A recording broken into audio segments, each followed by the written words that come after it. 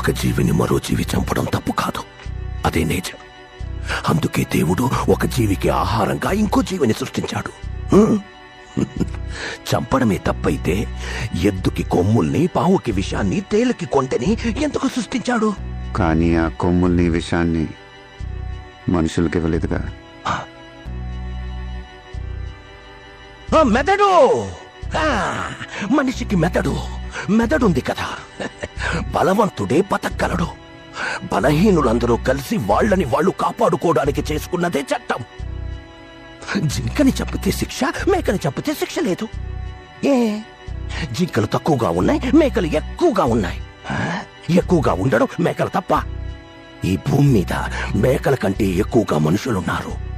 వాళ్ళని చంపితే తప్పేంటి? లక్షల సంవత్సరాల క్రితం ఒకడిని చంపి వాడి భార్యనెత్తికెళ్లారని మిగతా వాళ్ళందరూ గుహలోకెళ్లి దాక్కున్నారు. గుహలోకెళ్లి పట్టుకుంటే తలుపులొచ్చాయి. తలుపులు పగలగొడితే తాళాలొచ్చాయి.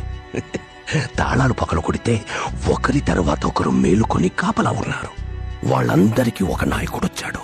ఇంత నాగరికతకు కారణమేంటి? భయం. అది పుట్టించిందెవరు? మేము. కానీ భయం అంటే ఏంటో మాకు తెలీదు.